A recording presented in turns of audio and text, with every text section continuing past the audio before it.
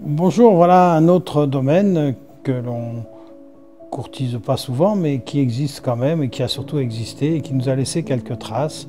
Ici, un ensemble de quelques objets de bagne ou de prisonniers qui sont des travaux réalisés souvent à partir d'os, de récupération, voire peut-être quelques petits morceaux d'ivoire, mais ils ont chacun une histoire et cette histoire est écrite dessus. Petit détail sur cet objet de bagne. Évidemment sur une noix de Corozo, donc venant d'Amérique du Sud. L'Amérique du Sud, ça nous dit pour nous la Guyane. Et l'animation qui est dessus est assez spectaculaire, puisqu'on y voit deux bagnards en tenue de cérémonie, puisqu'ils sont en tenue de bagne avec le bonnet et la tenue complète. Ils sont tous les deux accolés, avec leurs chaînes, puisqu'ils ont les fers, et ils portent des agglos en béton qui leur permettent de monter leur mur, le mur de leur prison, le mur qui les enferme, avec une petite tour, puisqu'il faut quand même rajouter un peu de décor. Cette fois-ci, on ne peut pas se tromper, c'est vraiment un os, puisqu'il en a la forme, mais c'est aussi un travail sur un élément de matière récupérée qui nous présente une très belle fraternité avec cette poignée de main symbolique, avec le double monogramme FM, avec quelques petits décors très simplistes mais très beaux. Pour la date, eh bien, il s'agit même du 18 mai de 1907.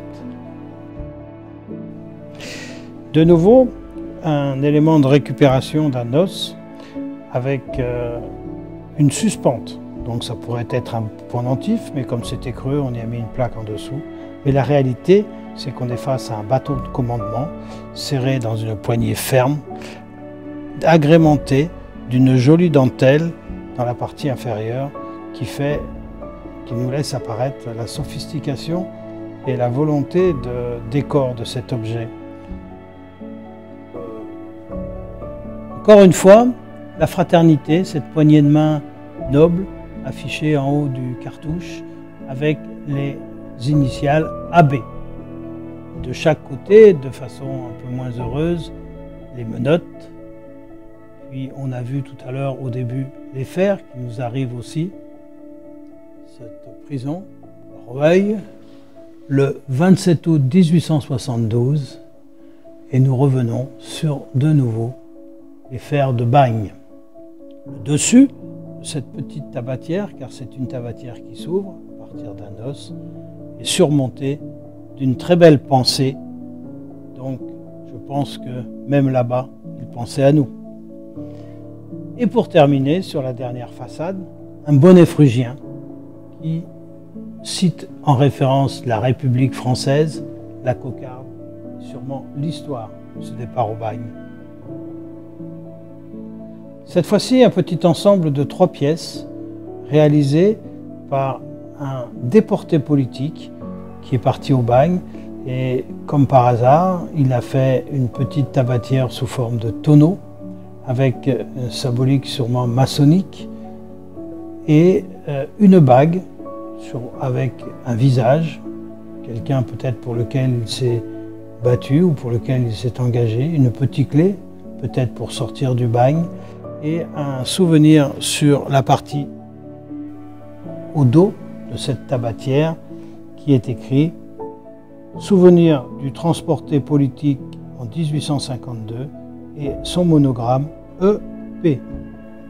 Vraiment une très belle petite chose dans laquelle un petit visage est inscrit au milieu d'un feuillage. Cette fois-ci, cette tabatière est une vraie tabatière, plutôt classique, mais qui est chargée d'un travail assez remarquable avec des bouquets fleuris sur les tranches, des côtés décorés et bien évidemment sur le frontal, le vrai souvenir du bagnard avec ses fers à la main, ses menottes. Un petit espoir avec cette feuille et cette branche de chêne au-dessus qui nous rappelle un peu ce qu'a été la fécondité et la traversée de son histoire sûrement. Puis progressivement, nous arrivons sur l'autre côté, qui est lui aussi décoré. Toujours pareil, avec une guirlande de feuillage, comme un petit trophée. Quant au dos,